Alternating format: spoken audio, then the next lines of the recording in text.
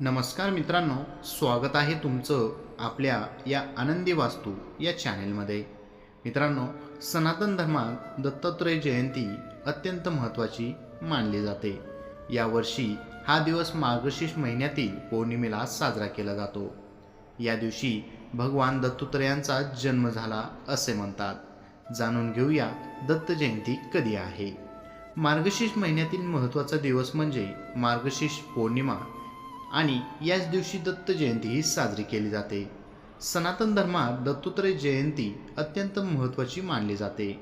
या दिवशी भगवान दत्तात्रयांचा जन्म झाला असे म्हणतात. जाणून घेऊया दत्त जयंती कधी आहे. पूजाविधी, मुहूर्त, महत्त्व आणि मान्यता. मार्गशीर्ष पौर्णिमेच्या दिवशी मृग नक्षत्रावर सायंकाळी दत्तांचा जन्म झाला, म्हणून त्या दिवशी दत्तांचा जन्मोत्सव सर्व दत्तक्षेत्रात साजरा होत असतो. असे मानले जाते की जे लोक हे व्रत करतात त्यांच्या सर्व मनोकामना पूर्ण होतात. तसेच भगवान दत्तात्रयांचा आशीर्वाद प्राप्त होतो. गुरुवार हा दत्तांचा वार मानला जातो. दत्त जयंती कधी आहे.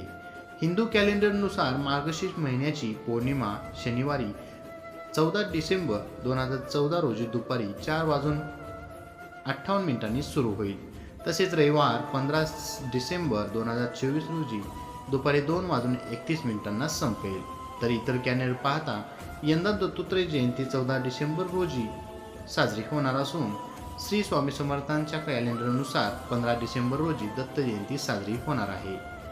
उद्याच्या तिथीनुसार 15 डिसेंबर रोजी दत्त जयंती साजरी करावी असे सांगितले जात आहे. दत्त जयंतीचे महत्त्व. भगवान दत्तात्रय हे महर्षी अत्री मुनी आणि देवी अनुसया यांचे पुत्र आहेत. भगवान दत्तात्रयांमध्ये ब्रह्मा, विष्णू आणि महेश या त्रिमूर्तीचा समावेश आहे. त्यामुळे दत्तांमध्ये गुरु आणि ईश्वर या दोघांचे रूप आहे. भगवान दत्तात्रयांच्या मूर्तीला 3 चेहरे आणि 6 हात आहेत. विशेष म्हणजे भगवान दत्तात्रयांचे 24 गुरु होते. त्यामुळे दत्त जयंतीला अतिशय महत्त्व आहे. भगवान दत्तात्रयांच्या जयंतीनिमित्त विशेष पूजा करणाऱ्या भक्तांना अपार ज्ञान मिळत असते आणि सुख समृद्धी लाभत असते. दत्त जयंती पूजाविधी. दत्तात्रय जयंतीला सकाळी लवकर उठून पवित्र स्नान करावे. देवघर स्वच्छ करा. भगवान दत्तात्रयांची मूर्ती चौरंगावर स्थापित करा. त्यांना गंगाजलाने स्नान घाला. पांढऱ्या चंदनाचा टिळा लावावा. त्यांना फुलांचे हार आणि मिठाई इत्यादी अर्पण करा. जे भक्त या दिवशी व्रत करतात त्यांनी व्रतकथा अवश्य वाचावी. तसेच शेवटी आरती करावी.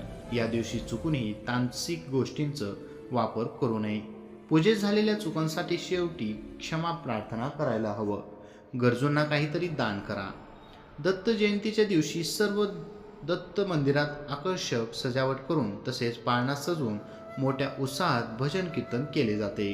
तसेच महाराष्ट्रातील सर्व श्री स्वामी समर्थांच्या मठात दत्त जयंतीनिमित्त 7 दिवसांचा सप्ताह होतो. यंदा 9 डिसेंबर ते 15 डिसेंबरपर्यंत हा सप्ताह असून या दरम्यान भाविकांच्या मोठ्या संख्येत गुरुचरित्र पारायण, प्रहड, माळ, जप केले जाते. मित्रांनो, ही छोटीशी माहिती आवडली असेल तर आपल्या व्हिडिओला लाईक, कमेंट आणि आपल्या चॅनेलला सबस्क्राईब करायला विसरू नका. धन्यवाद.